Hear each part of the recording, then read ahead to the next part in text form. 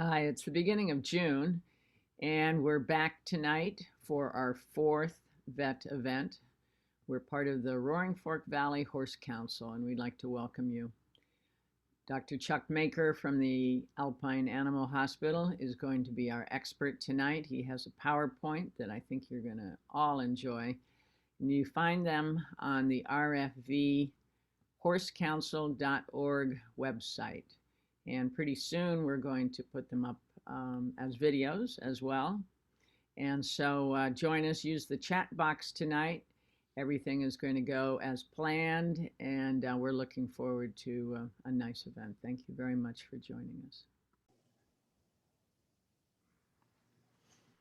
Great. Well, thanks, Charlie and Brenda and Karen for being here tonight. We're going to talk about, some things that are, I think, kind of the rudimentary knowledge, or what I hope to be for trail riders and, people from the putting the horse in the trailer to getting the horse back to the trailer. Some basic first aid things I think that, if you understand, it can empower you to take better care of your horse.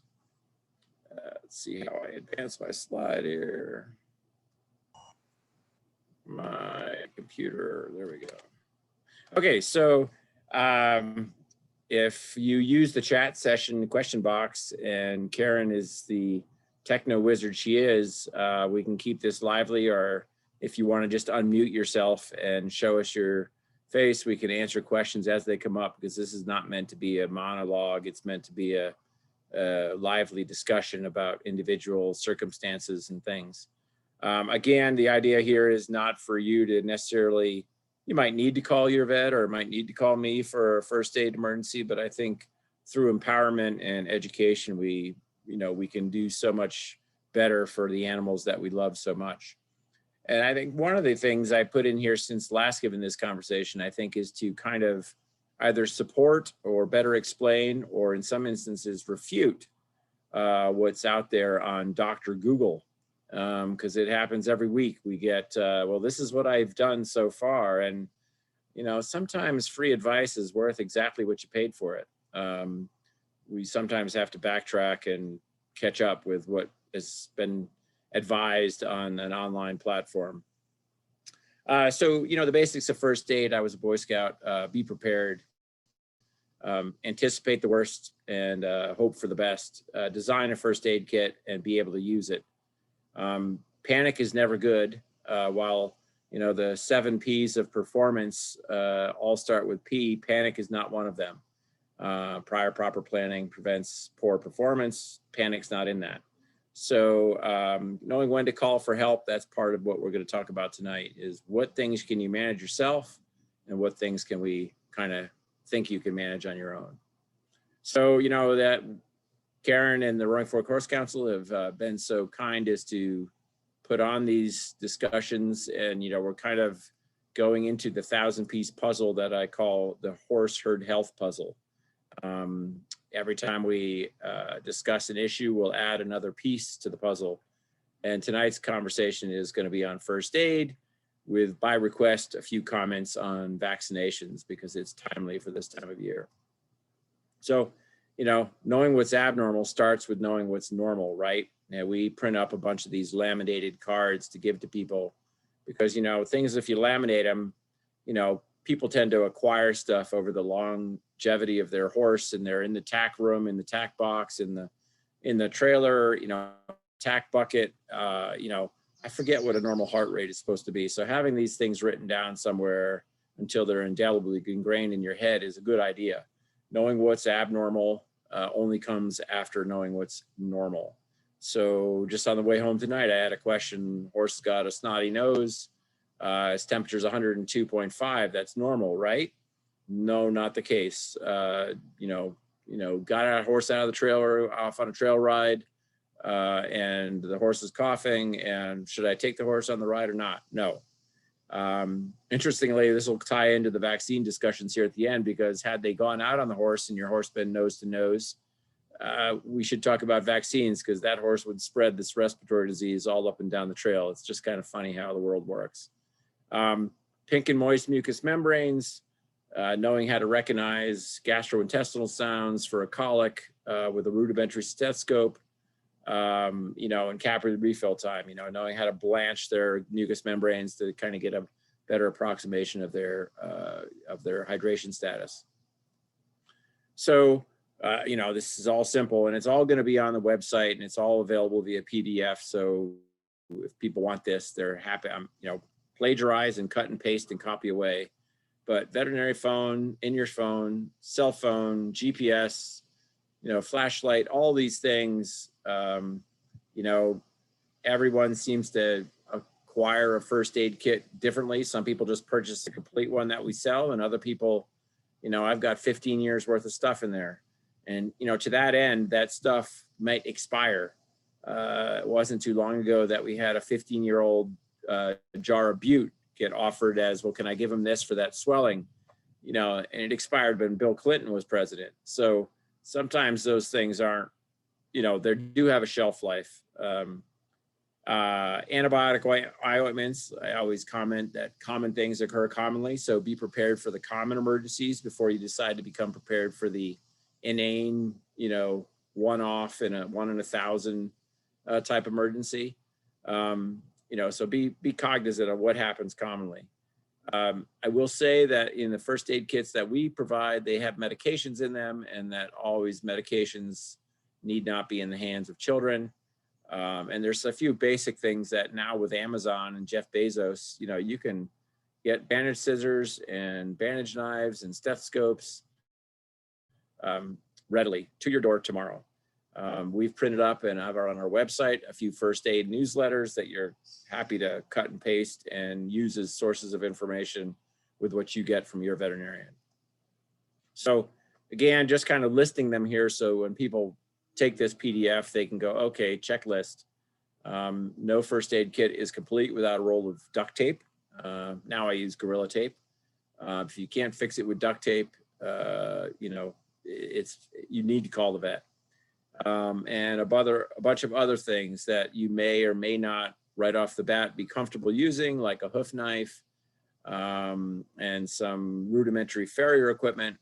But, the longer you're involved with horses, realizing that, lamenesses occur commonly in the foot, the longer or the more acutely aware you'll become of, I need to have some ability to be able to manage some sort of foot injury.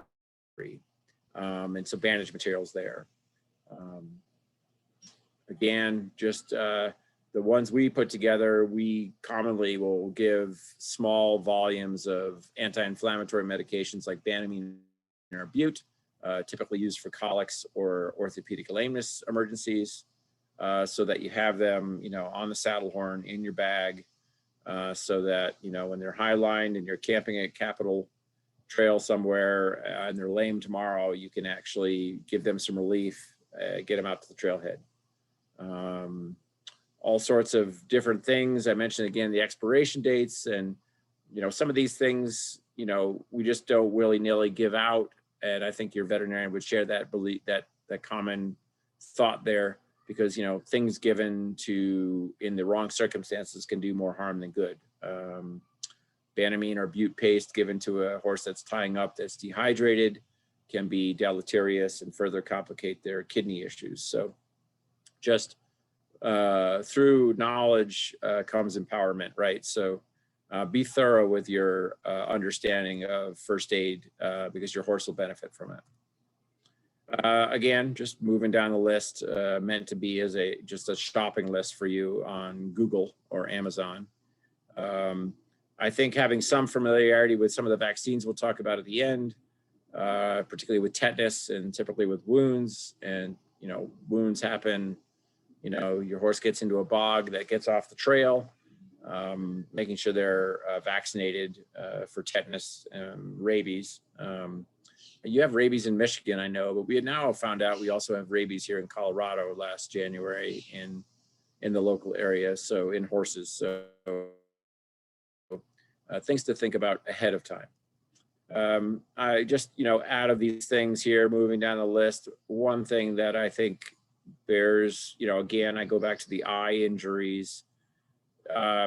People are, I don't know what percentage of people wear contacts, or, but saline eye wash that's useful for people that wear contacts is also very good for horses. It comes in a container that lasts forever, quote unquote forever, and can be used to rinse out eyes and foreign material from eyes, as that's a common occurrence out on the trail and when trailered for that matter. Horses have trailer accidents all the time and get lacerations at the top of their head and eye trauma. Horses' eyes are very prominently attached, on the sides of their face. And as such, big, beautiful animals, as powerful as they are, they easily traumatize their eyes. So that saline eye wash, in my mind, is something that you should have, never leave home without it. Good for cleaning out wounds as well. It even comes in a squirter bottle. And then, we'd like to think our hands are clean, but oftentimes they're not. And we can put more in a wound than's already there. So just some simple exam gloves. Now with COVID, we're probably used to buying masks and gloves and hand sanitizer and all the like. So some of this has gotten easier as those types of things are more commonly probably possessed by most people. So I picture here, this is what's in my little quarter of my saddle bag if I go out on the trail. You're not going to fix the wound that occurs, but at least you're going to be able to cover it and keep it from getting worse or infected or, contaminated till you get back to an office or a trailhead when your vet meets you. I throw the picture there.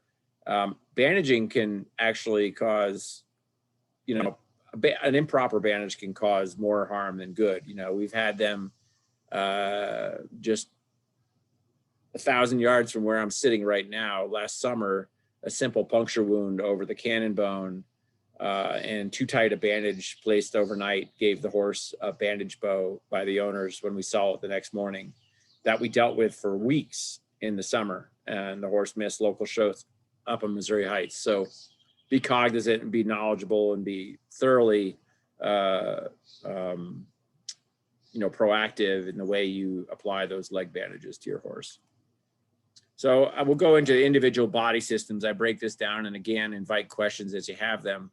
But, here's two eyes, one doesn't look too bad and one's obvious, right? The lower case is this horse has obviously got a painful eye, wound up having a foreign body underneath the lower eyelid, and again, a situation where knowing what to put in the eye, how to put it in the eye, and timeline of when to put things in the eye is very important. But signs of eye problems may be very subtle on the top picture, just a little swelling on the lower eyelid with potentially a little bit of droopiness or aversion to you handling the horse on that side of its face, to the obvious lower mule that's just, you can't get near it. And the eye, when you do open it, looks very abnormal. So all those things, whether it's conjunctivitis from flies that's caused or led to a scratched cornea or a foreign body, all those things can look similar and have quite a spectrum or a range of severity. So knowing, what to do, again, if there's something obviously sitting in the horse's eye, we've even had it be hair from them rubbing on their knee, a hair. The foreign body, and horses have such strong blink muscles that they can scratch their eye inadvertently, just like you and I. The doctor says, don't rub your eye from allergies. Well, yeah. Okay, easier said than done. I'm very sympathetic. Rinsing the eye with that, disposable, single use, 500 mil or 1 liter size saline. We commonly give it in a bag because it's easier to store. And you can cut a teeny tiny corner off the bag and make like a water pick and either rinse the eye or rinse the wound. So, usually first aid space is pretty limited. How much space do you have in that kit? And you're carrying other things too. So having one thing provide multiple purposes is kind of the pragmatic approach, the logical approach I try and empower people with. Triple antibiotic ointment, not every triple antibiotic ointment is the same. There are definitely those meant for the eye, which if you work with your veterinarian, I think will give you a tube of that ointment. But in a pinch, the brand name Neosporin can be applied to the eye without detriment. It's not quite the same formulation as ophthalmic ointments, but if you're shopping and you're in Valentine, Nebraska, and your horse has an eye problem and the nearest vet's 200 miles away, having a tube of Neosporin in the first aid kit for you and for the horse, if you haven't gotten the time to get one for your horse's eye, will help avoid or at least keep infection in control until you get secondary care by your veterinarian. Hey, Chuck. Yeah. I wrote you a question in the chat room. Did you see that? Oh, you know me. It's where is the chat room? Oh, there's the chat. There it is. Is the eye the most damaged area in the horse on trails? I don't think so. I think we see more lacerations from the fetlock down. I mean, bogs, stream crossings, wire, downfall, deadfall. I think we still see more lacerations, but I can remember one good case up on Basalt Mountain last year that a horse really got hurt on the eye trying to get it under a tree behind the horse in front of it, and the branch swung back and hit it in the eye, and the stick was still in the eye when it came into the clinic. So thanks for the question. Now that I know about the chat, I'll be all over it. One thing to comment is a lot of times people have ointments of various kinds. Eye injuries, until proven otherwise, should be assumed to contain some sort of corneal scratch, a damaged cornea. And in so much to that extent, you do not want to put steroids in the eye. So many ointments have steroids, anti-inflammatory steroids in them. They actually suppress the immune system and the swelling response. Well, they also suppress the inflammatory response against infection. So if you haven't been told it can be put in the eye of a scratched horse, then you shouldn't put it in the eye. Just a word there. That's like one of the 10 commandments. Get back here to how do I advance the screen? Oh, there we go. So here's two eyes. Here's the obvious one. Banged itself coming out of the trailer. Okay, it's got a cut here, but what you don't understand is this green dye that we put in the eye shows that cut went straight across the cornea, and the horse now you can't open its eyes. So, that's probably an obvious one, but sometimes obvious isn't obvious to everyone. And this is one that started like this without the laceration, but with a teeny tiny little puncture to the cornea. And, I thought the horse was fine. We were in Utah, and now, 5 days later, we've got a eye full of pus. This is an emergency to help this horse not lose its eyesight. Those pictures, I think pictures are great, right? It's like, now that I have an iPhone, I have a picture of every emergency I've ever seen. And, the blinking, the tearing, all these pictures, I hope stay with you to where you're like, oh, that looks like an emergency. It's squinting, or it's tearing, or, keeping its eyes closed, or he shies away from me. We often give Banamine in our first aid kits because Banamine is a profound pain reliever. And many times horses with pain will actually make the problem worse because they try and scratch their eye more. So, whereas sometimes we want a horse to be, also I say, respectful of its injury. If it's an orthopedic injury, let's say a laminitis, in an eye situation, we profoundly want to just kill that pain as soon as possible. So, Banamine has no downside here prior to you getting secondary care. A couple other subtleties, going back to the picture I just showed you, any sort of abnormal hue, whether it's yellow or blue to the inside of the eye, is a sign of inflammation or infection in the eye, and is an immediate veterinary emergency. I mentioned these here. This is characterizing this blue character here. These are blood vessels this injury's been going on for about 10 days because these blood vessels can be dated. And here's one after we've, had that laceration in that horse that had the corner of the eye.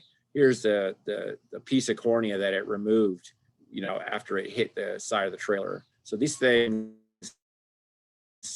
oftentimes can have, easy things to identify and maybe more difficult things because horses blink so strongly and you can't see in their eye. Okay, so before we get to lacerations, a couple words about colic, because colic is usually like, the 4-letter word puts the fear of death in everybody, because it can be everything from a spasmodic gas colic to like yesterday, Memorial Day, all day surgical colics. And they don't always happen at the opportune times, i.e. yesterday, trail rides on Basalt Mountain, little cramping, kind of not wanting to move forward. Gosh, every time we stopped, she wanted to kind of cramp behind. We see it. And I've seen horses that just, are starting to have these mild symptoms listed here, these surgical colics. And I've had horses with just gas colics that are going to be medically managed over here in the severe category. There is cross-pollination between those symptom lists. So even though your horse is just lip curling or maybe yawning and pawing a little bit, if you're walking them and they're not getting better in some short order, hopefully you're able to call a vet. I think colic is it's one of those things that takes still too many horses, and earlier intervention is superior. Again, though, Banamine, I would rather keep a painful horse medicated and keep them walking than keep them unmedicated, so I can see them and let them try and roll and make a medical colic, gas colic, into a displacement or a surgery.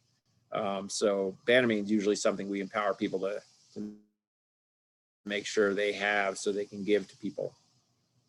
And again, just a few comments.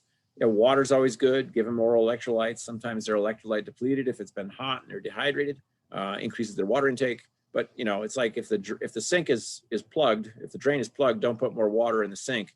That's not true with water, because they can absorb water through their small intestine. But certainly, if a horse is colicking, don't offer them food. There's only one way out of the horse's stomach. They can't burp. So making sure they're medication free and before you're feeding them is certainly the idiom to follow. And I usually tell people, walk them 45 minutes, give them a half hour off. Walk them 45 minutes, give them a half hour off. That's arbitrary, but keeps your eyes on the horse and keeps them, from you're aware of their symptoms. If she's pawing at 5 o'clock in the afternoon, don't go in and do night checks at a regular time. Keep her walking until she's free of symptoms. A couple of things about tying up. Most of the tying up we see now is pretty avoidable, because people are aware of the hydration components of, muscle cramps and things like that. But we do see tying up, true tying up, in horses that are genetically prone to it, that are maybe on a disadvantaged feed regimen. We know that there's genetic predispositions with certain lines of thoroughbreds and warm bloods that potentiate this problem.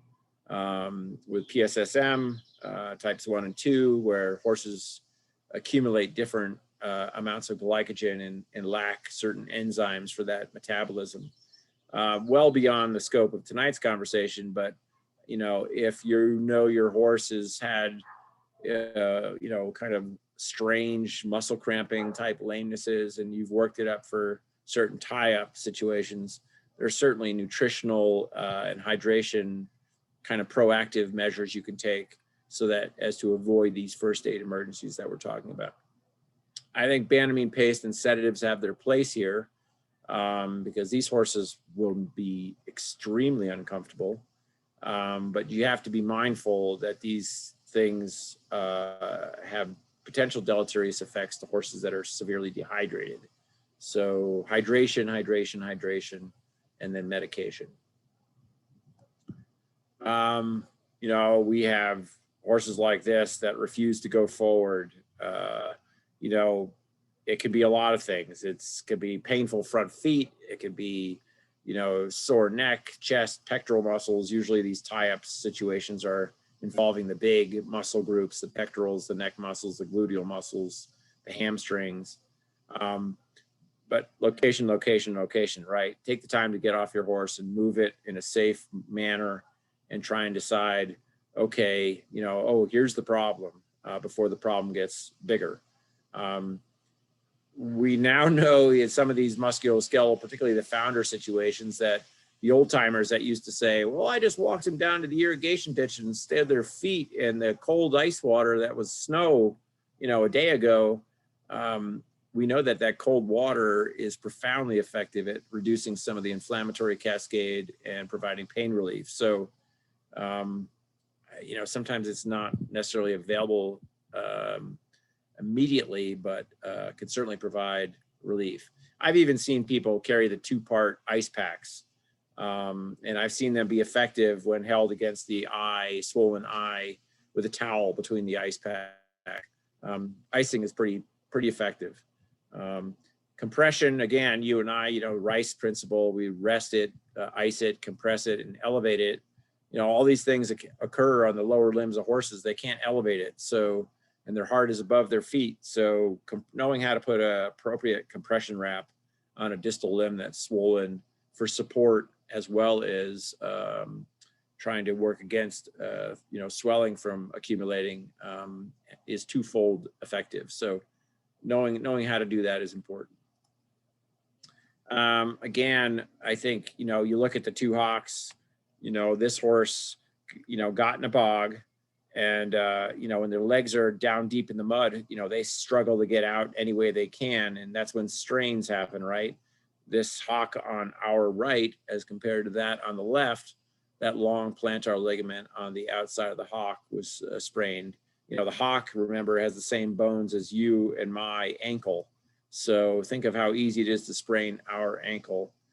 Horses do the same thing. Sometimes just having a non-gloved hand on your horse's leg, once it's cleaned off, to kind of try and identify heat and swelling, can help you target that initial therapy and get a better outcome in your horse.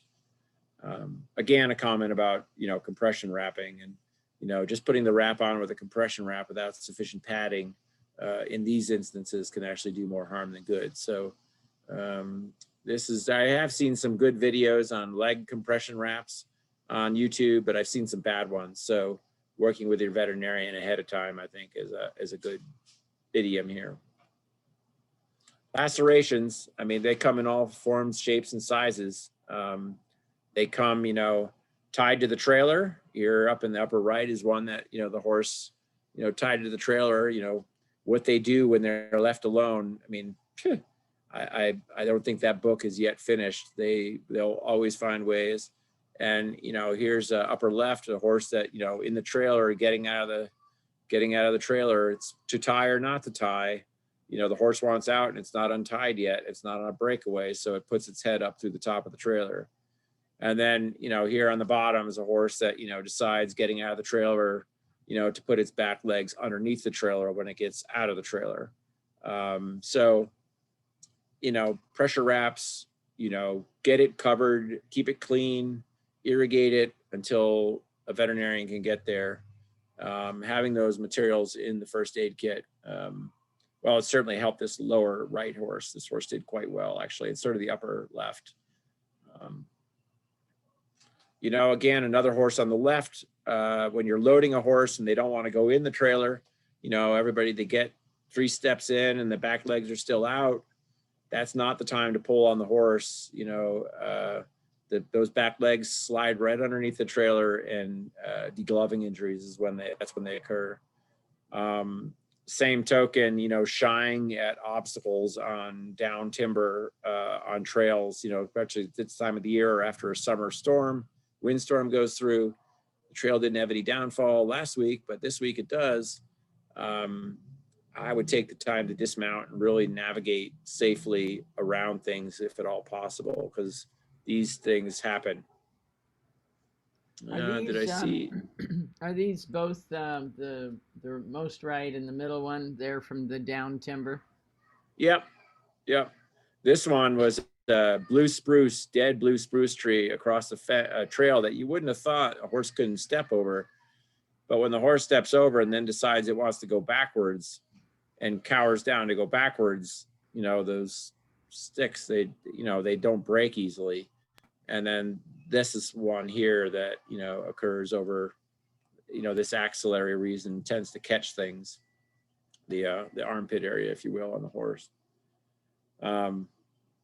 They heal up great, the middle and the right, but the right one, you know, I've even go so far as to make sure some of these horses that chronically don't like to load, to wrap their legs in the sheepskin nylon wraps, because, you know, last summer I actually taught quite a few clients locally here with the local fires.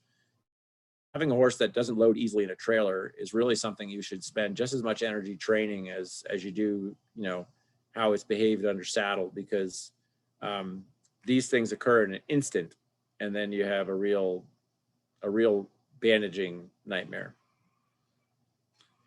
You know, you're not going to suture the bottom wound. It's, again, a barbed wire wound. And then the one on the left, on the upper side here, is a horse that, you know, is out with a couple horses when they got to their destination, and the horse got kicking butt to butt, and there isn't much bone, much tissue over that hock, and that was a fractured leg. So, I mean, things happen, right? And just be cognizant. Google an anatomy diagram and know where the joints and know where the tendon sheaths are, because these wounds, if they communicate with a joint, if they're in the proximity of a joint, they're automatically an antibiotic emergency. Those types of wounds do not heal without veterinary care, without complications, life-threatening complications.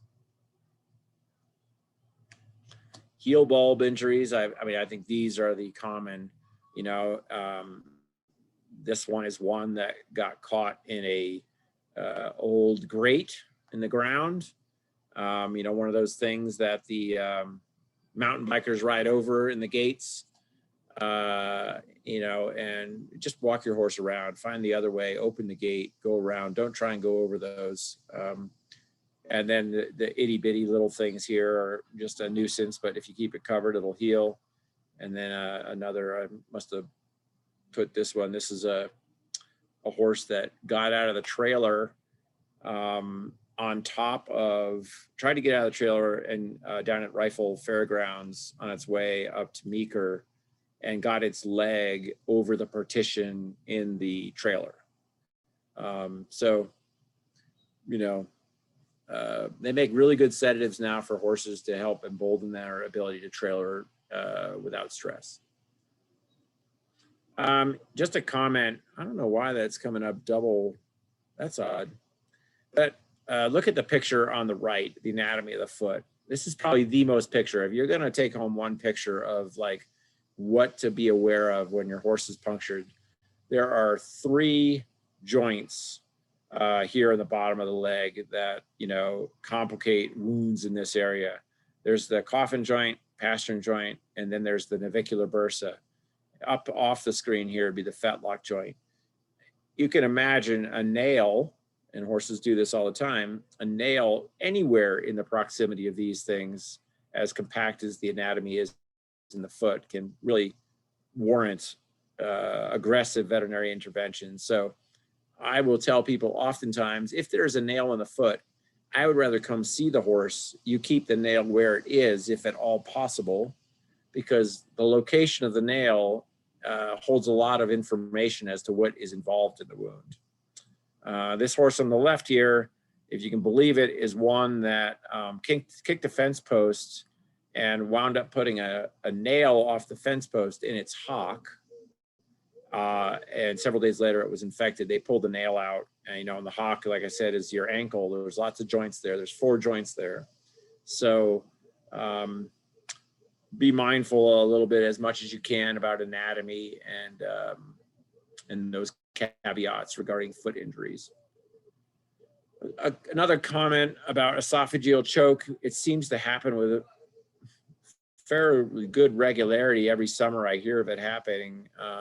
You know, the horse maybe hasn't had good dental care, or maybe it doesn't have good teeth, or maybe it's older and has older teeth, and they're out in meadow grass, you know, and the grass is this tall, and the horses are just, you know, inhaling this meadow grass because they've walked to get there all day.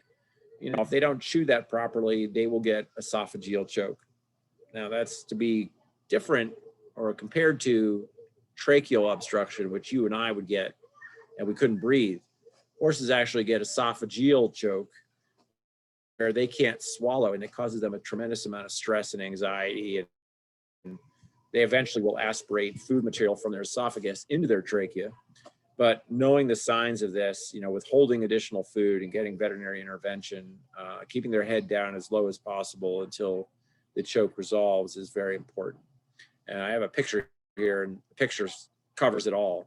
This is a picture here of a snotty nose, a horse with respiratory disease. But imagine this discharge looking like, chewed up green grass. That's how to differentiate it. Usually when it's a respiratory disease, it's coming out of both nostrils. But the same goes if it's choked. That'll look just like, the mash that you gave them or the grass that they ate. It's just coming out of their nose because the horse produces so much saliva that it won't be able to be swallowed. So it just comes back up and out their nose. So be mindful of that. This is a common one because, flies up in the mountains. If you're up at Thomas Lakes last weekend, there was no mosquitoes yet. That's just a little research for everyone locally, but they'll be there within a couple weeks, and we'll see this. We'll see all sorts of urticaria, skin diseases, hives. Classically, it's an inhaled allergen or biting insects. Horses really don't get food allergies, but these things can be quite irritating to horses. I mean, I've seen them have hives on top of hives underneath saddle pads, and horses do not want to have a saddle pad on when they have these things. So if your horse is prone to allergies, I usually tell people to carry a little Zyrtec in their first aid kit because it works pretty well. And if you know your horse is sensitive to insects, carry some insect wipes or utilize some of the topical oils that you can apply every 10 or 14 days proactively. So again, here are just a couple pictures because pictures are worth 1,000 words. I see people give IM shots up here, way up on the neck, up underneath the mane, and empowerment through knowledge. This triangle is a big muscle, and so is this one. This one's at the business end. So unless you're adept at giving shots, probably not where I'm going to suggest you give a shot. But this is a great one if your veterinarian is giving you judicious information, knowledge, and dispensed the appropriate sedatives to give. I put this here for information purposes only because I don't want anyone to get kicked. And a couple comments that, tranquilizers cause horses to be hypotensive. So if your horse is dehydrated, they can complicate some of your horse's issues. They have to be done with accurate knowledge of your horse's health. And pain meds, as in a foundered horse, can actually make them do more damage to their feet because they're walking around, somewhat on cloud nine. They're not respecting their orthopedic injury and compromising their foot pathology even further. So be cognizant of those things. Do no harm is the idiom that veterinarians take. So that's kind of the way I avoid it. Like I referenced earlier, the 7 P's of prior proper planning prevents poor performance.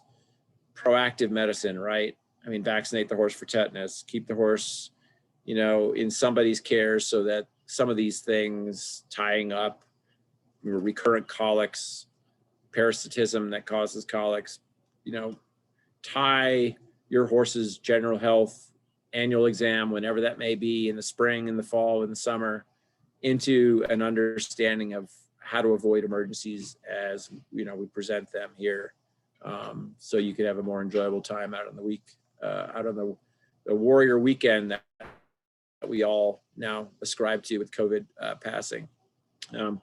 Just like you and I, keep yourself cool and hydrated.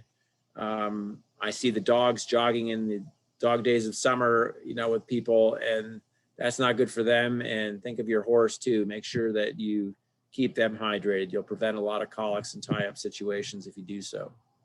Horses do get heat stress, and certainly just a comment about internal parasitism. Colics can be avoided in many instances. Just more, prior proper planning comments.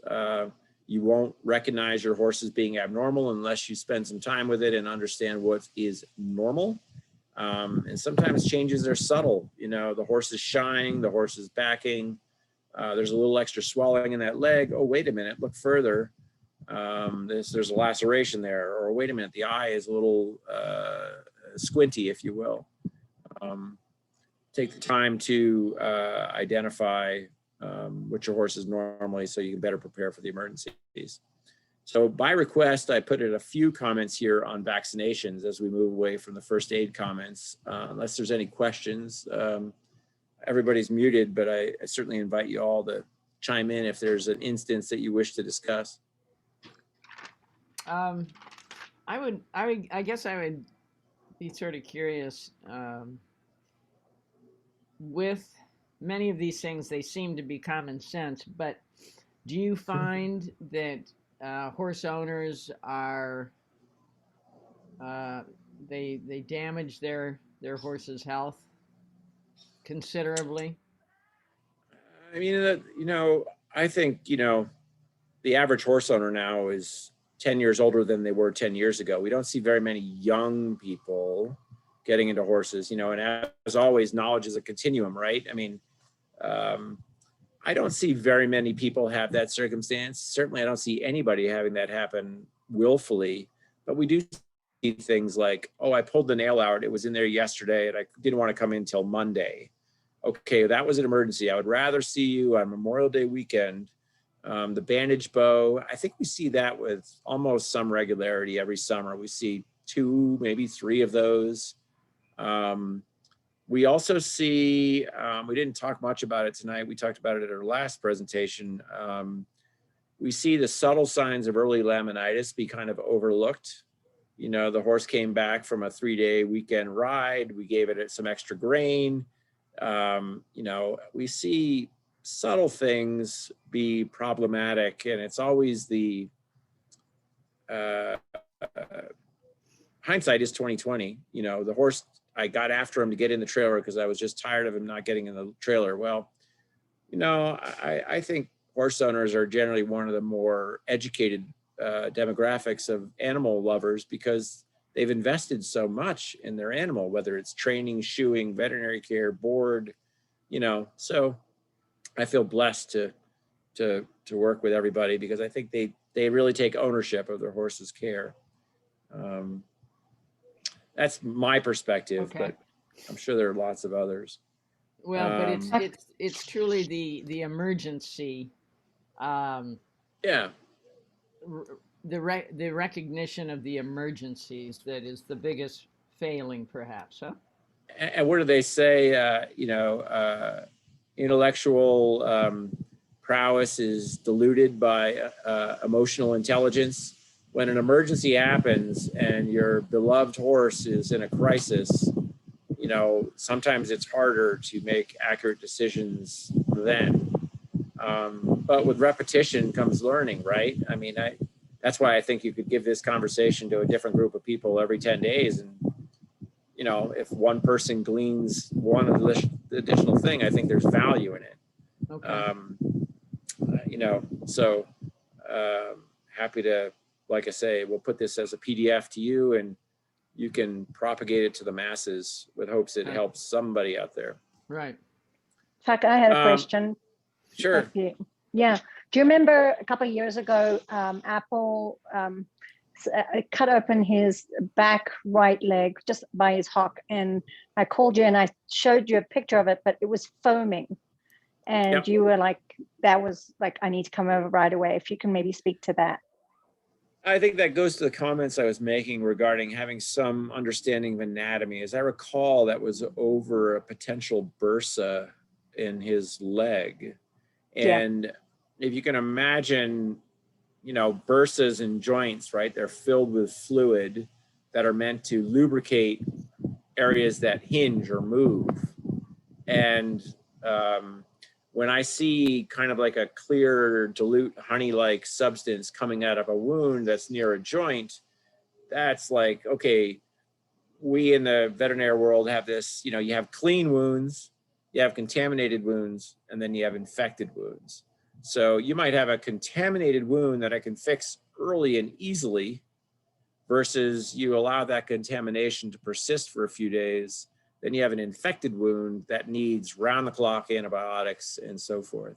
So I think that's, I would just get everybody to, there's AAP, the horse magazine. We have one on our calendars, grab a picture of a horse and look at the joints. And also too, 2 summers ago, we got a phone call from somebody about 3 miles out on Capitol. They had enough cell phone range, and, they were able to describe where the wound was. When somebody says, oh, the wound's on the gaskin, I'm like, oh, great, there's no joints there.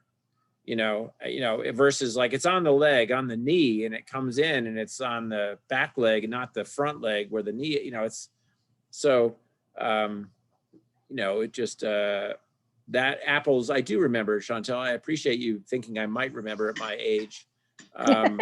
But the apple's wound there was next to a joint bursa. So we had to kind of not be lackadaisical about how we managed it.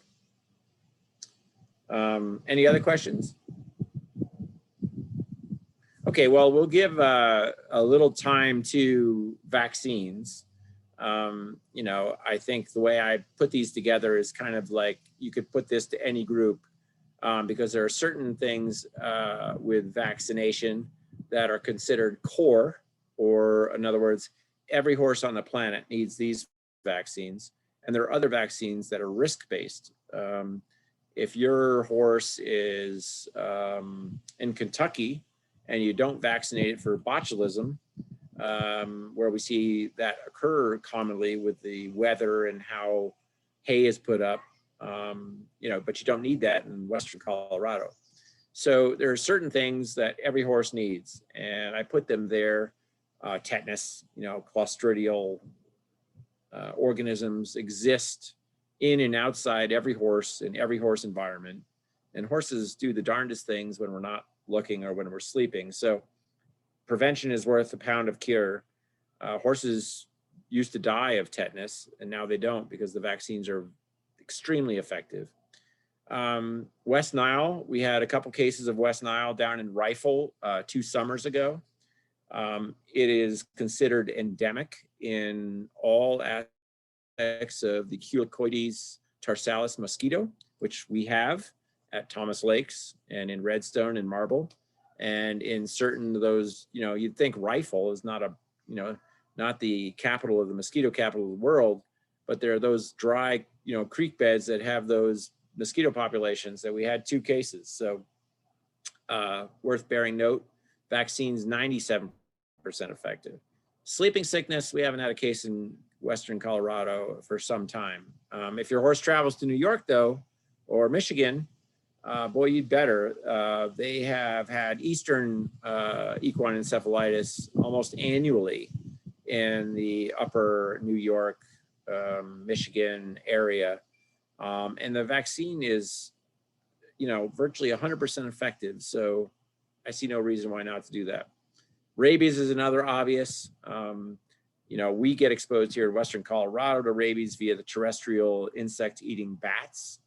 On the Front Range of Colorado, we have skunks and raccoons that carry their portion of rabies. We had a horse in Colorado here that had rabies, and it was exposed to the rabies in Arizona that came here. So again, it's core. There's a human health risk. 5 years ago, when they had the rabies pretty hot and heavy on the Front Range, the Colorado Board of Health came out and said you were the most likely to be exposed to rabies if you were a horse owner, because such a high percentage of the horse population was naive with respect to rabies vaccine. And, yours truly, January 19th, got exposed to the rabid horse on Cottonwood Pass, and there was 3 feet of snow on the ground. So it's easy to overlook it, and it's easy to prevent it. Risk-based vaccines, if you've got a horse on the top of a salt mountain that lives by itself, annually vaccinating it once for rhino and flu, probably effective. And you could argue maybe that it's not necessary because there's no exposure. But if you're like many people like the horse I alluded to earlier that was going to take a ride out on the trail with a respiratory nasal discharge and a high fever, having your horse vaccinated, you might think your horse lives by itself, but you're going to be out, drinking from a water trough in Utah down on the Onion Creek campground.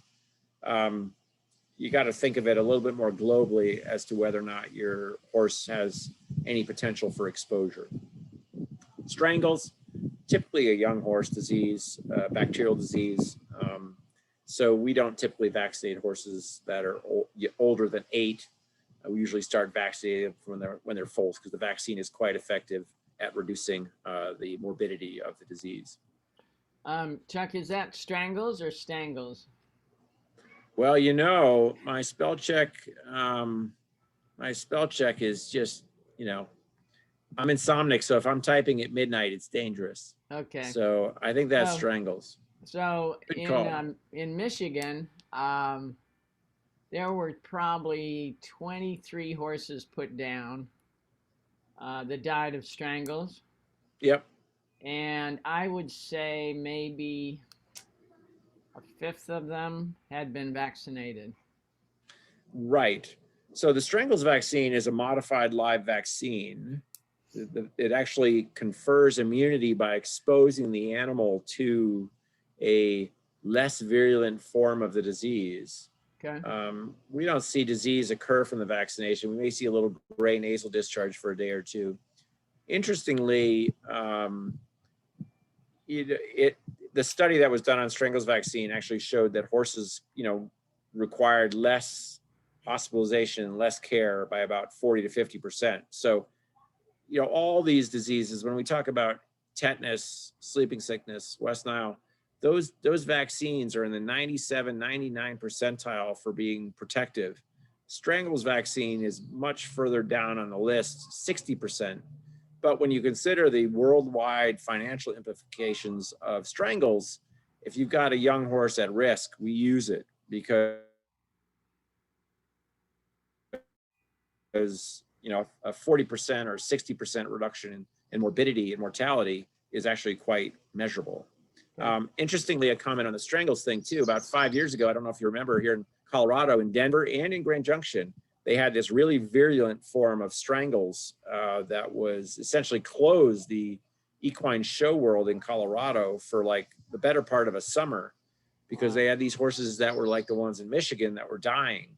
So we vaccinated a heck of a lot of horses that summer because they were going to be potentially exposed to this more virulent form. So strangles is kind of one of those bacterial diseases that, unfortunately, like other bacterial diseases, may become even more risky because of the inadvertent or unjudicious use of antibiotics. Okay. So to be continued, I think, on that. Thank you. Front. Vaccines aren't a guarantee. If it's 99%, it's 99%. It doesn't mean that your horse can't get it, but very unlikely. Rhino, interestingly, rhino and flu fall into this category of risk-based, but they also fall into this category of kind of short-term immunity. You can vaccinate a dog for distemper or parvo, and that immunity lasts, we know, for 3 years. We think, and the studies haven't been done yet, but we think some of these core vaccines, when the studies are probably done, those vaccines may confer immunity that lasts longer than a year. But rhino and flu, we know those vaccines do not confer immunity that lasts a long time, particularly rhino, herpes virus. And you see this one, in Ohio and Kentucky and in Florida and California, all over the world, actually, because these neurotropic forms of the virus have emerged and are resistant to vaccination, and they have a much higher morbidity and mortality rate. So, having an understanding a little bit of biosecurity as well as these risk-based vaccination strategies, I think is a good thing for your horse. Just like you and I too, these vaccines, like I mentioned, are alluded to with certain diseases lasting longer. They need to be boosted. One shot doesn't confer. It's not like you and I where we get a diphtheria, pertussis, tetanus vaccine, where we get 10 years of protection. Those circumstances don't exist with horses. So typically an annual wellness vaccine appointment is what is good practice in the horse world. You know, and think of the population out there of people and analogize it to horses. You got young horses, adult horses, and geriatric horses.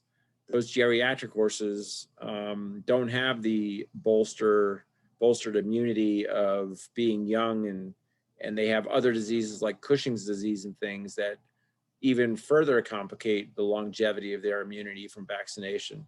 So, you know, being kind of strategic in your veterinarian and their approach to vaccination, I think is a good idea, because the 2, 3, 4, 8-year-old horse really doesn't have a you know, identical vaccination strategy program to, say, the horse that's got Cushing's disease that's 25.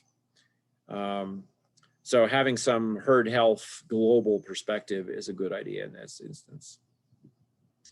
You know, I always, you know, think of, I mean, the analogy now would obviously be the COVID vaccine, right? You turn on the news and people are saying, you know, somebody has a sore arm or flu-like symptoms or things like this.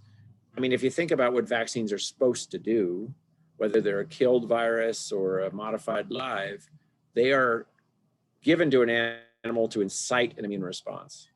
You know, hey, wake up. I want you to make antibodies to this disease so you don't get sicker in the future. So while designing of the vaccines we use now is superior to those used before, it isn't unheard of to hear of one horse in 20 or one horse in 30 that may have a little fever, you know, barely over the normal range the next day. You know, that is not an abnormal response. That falls within the bell curve of normal responses to vaccines. Certainly 25 years ago, I remember horses getting vaccinated and they'd have 105 temp, you know, the odd rhino flu vaccine. And those instances just don't occur anymore. We don't see that. And just like, you know, if we've got kids and, you know, you're bringing them to the pediatrician, that initial series of vaccination is more than an annual shot. It's a series designed to incite a long-lasting immune response. So be cognizant that the age of your horse will affect the vaccine frequency. You know, remember, you walk away from the needle. Your horse walks away from the needle. It's vaccinated. Your horse needs to go to Hawaii. Needs to go overseas. Vaccine is not conferred instantaneously from a vaccine. There's a period after which generally 2 weeks is considered to be where those antibodies that are stimulated take to provide that protection. So just remember that. I'm going to a show over in Parker. You know, I'm going Friday, so I'm getting the vaccine on Wednesday. No, back up 2 weeks and booster your horse 2 weeks earlier. It'll certainly be healthier as a result. Just more comments on boosters. You know, again, just, you know, as it goes to rhino flu, if like a horse I'm thinking that shows saddlebred, that shows saddle seat, you know, he travels all over the country over the next 9 months, he's going to get a rhino flu shot every 3 months as compared to potentially every once a year or every 6 months, because that immunity needs to be superior at all times. And we don't want to potentiate those viral infections that spread so easily at horse shows. Again, just, you know, when you look at a population, these are the metrics by which we, you know, put through the equation to decide what your horse's vaccine frequency should be. Just one slide, I think, on every vaccine. Just here's the nail. I think it was Brenda or maybe Charlie that asked, or no, it was you, Karen, that asked about the puncture. Here's the nail in the foot. I mean, if don't pull that nail out, let me come to the horse to see where that nail is, because we can learn so much from where it is and the depth of penetration, and really get that horse off on the right foot. I haven't seen a case of tetanus since I was an intern. This is a horse that had tetanus, lockjaw. They've become very excited to sound. You clap and their third eyelids move. Again, unheard of now with the vaccines as they are designed. Sleeping sickness. This is a horse in Minnesota that I saw as an intern. They had, mosquitoes as big as robins. And, it's kind of unheard of to hear horses that are unvaccinated for this, but they occur. Not going down the rabbit hole of the vaccine thing, but these diseases are preventable. West Nile viruses, I mentioned, down in Rifle a couple years ago, 2 cases. And going back even further, maybe 10 years, right down the street, they had residents in the senior citizens home that were exposed to West Nile because we had West Nile mosquitoes that were trapped down toward Redstone, in a relatively, mosquito-free zone, if you will. So just because you don't think the mosquitoes are as big as robins in your neck of the woods, still West Nile considered a core vaccine, endemic in the United States. And West Nile is one of those really challenging neurologic diseases. Is my horse lame? This horse could be laying down, in which case, okay, it's neurologic. Or this horse could look lame, but really be neurologic. And it's like EPM. And, I found out this weekend, seeing a dead possum, that we even have EPM on the Missouri Heights, or possums at least. We had 2 cases of EPM in Colorado last year in the valley here. So there's no vaccine for that anymore, but getting off topic. West Nile, again, 98%, according to, I believe, the last study that was done on the vaccine's efficacy. So easily preventable. Going into the risk-based ones, snotty nose, upper respiratory tract infection, dry, hacky, productive cough with a fever over 101.5 can certainly progress to a bacterial pneumonia. But, imagine having the flu. Difficult to discern the symptoms between influenza or flu and rhinopneumonitis or herpes. A little bit of age demographics. The rhino tends to affect the younger horses. The flu tends to affect the older horses, but very similar symptomatology. A couple comments on rhino and herpes. I mentioned earlier about the different forms of herpes. There are neurotropic forms. There are different forms of the virus that affect both the respiratory and reproductive systems of horses. They can affect stallions, they can affect mares, they can cause mares to abort. They can cause all sorts of mayhem in different body systems. So while the vaccine is not effective against the neurotropic form, it is quite effective if given at the right frequency for avoiding the abortive and respiratory form. And just like you, me, and the dogs at the dog park, all these respiratory things are spread via aerosol droplets. It's not like they're going to sit on airplanes and have respiratory droplets to the person sitting in the row in front of them.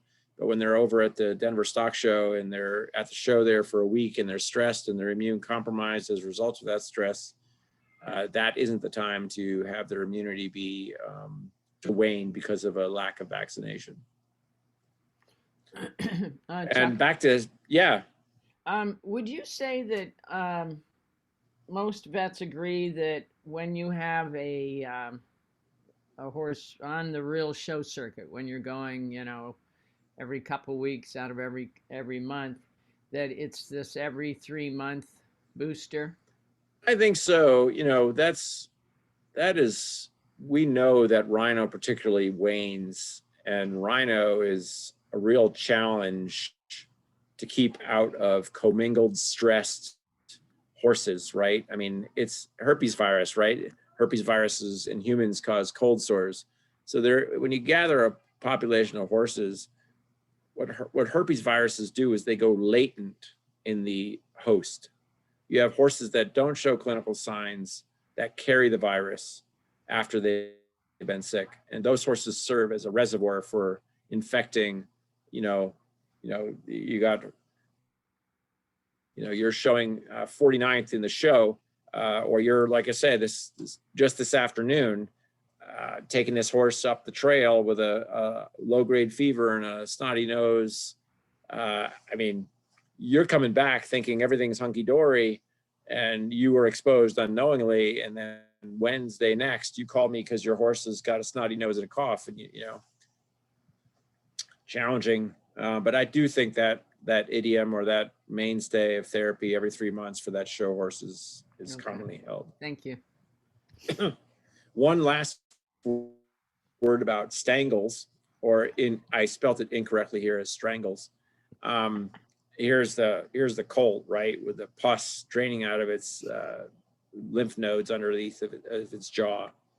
That stuff that leaks all over the floor, leaks all over your trailer, all over the water trough, will be there till the dawn of time, unless it's and you just, I think of an instance, I can't incriminate it, but a lady that went to a horse hotel a couple summers ago and came home, complete, lives in a vacuum, and came home, and then this 9-year-old horse came down with strangles, never had it as a colt. And I just think water and moist environments tend to keep these things alive in the soil. And then, the naive horse population, right? We were a naive world with respect to COVID. That's when we're living, that's when we see illness. So what your horse's risk-based assessment is 2 years ago may change if you decide to trailer or transport your horse and do different things with it, now that we're all traveling free and about. So when you do have a horse with the strangles, you get rid of everything in the stall and donate it. Yeah. No, it's interesting. The study was actually done. There hasn't been one done recently, but I believe the study was done way back when. It was done in New Jersey, or one of them was, and it looked at this population of saddlebreds and standardbreds. These horses shed strangles bacteria out of their nasal secretions for weeks to months after their abscesses healed on their throat. And I think you asked about what other veterinarians do. I think it's pretty common nowadays when you see a case of strangles that it's not just, all right, well, when those scabs heal, just turn them back out in the herd. Nowadays, it's, I think, customary to use PCR testing with a nasal swab. Don't bother testing them for a couple weeks after their scabs have healed, but I usually say quarantine them for 2 weeks after it's all healed, and then start doing a nasal swab, just like, COVID test. And we can detect the organism there. And, some horses shed the bacteria for 3 weeks, and there were horses in the study that shed it for months. And Wow. that's like the rhino horse, right? The horse got sick, got over it, but it still sheds it in its nasal secretions. And it's the gift that keeps on giving.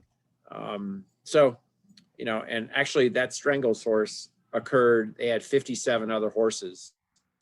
If we put it out with all the other horses, we'd have strangles there till forever. But we tested it and we knew it was negative before we put it back in the herd. So, but then the dirt in the stall as well. Put it in a pickup and take it to the big dump? Yeah, we try to, once we get an infectious disease like that, we try and, kind of work with where the horse is to kind of, all right, where can we design best the place for the best biosecurity? Where are we going to have to clean up the least? Right. Got it. Some sort of, surface that's able to be mucked out and gotten rid of. I think commonly if the soil dries, while the bacteria is resistant to drying, I think more commonly the higher longevity or the longer infection risk is carried by those like water buckets and water troughs and, the muddy areas around those areas. So, no two cases are the same. Thank you. Happy trails to everybody out there. And your horses. And if you have any questions, I'll be happy to answer them. And otherwise, turn you loose for dinner. Brenda, do you have some questions? No, thank you very much. You're Now, welcome. Brenda, we're going to put this up on the Horse Council website over here. I put the link. And then we're going to get a YouTube, and we're going to get the actual videos as well. Great. So that'll be good. How about you, Lena? Everything all right? Yeah, no, I'm good. Thanks a lot, Chuck, for taking time out of your day to do this for us. Sure. It's very informative. I'm probably one of those that picks up one or two things from it that can remember something without writing it down and taking it with me, but very helpful. Thank you. Repetition is the key to learning. So, you know, 2 things taken 50 times is you're all set for the next trail ride. All right. Well, And how about I you? will turn it over to. How about you, Charlie? Let's just finish with you.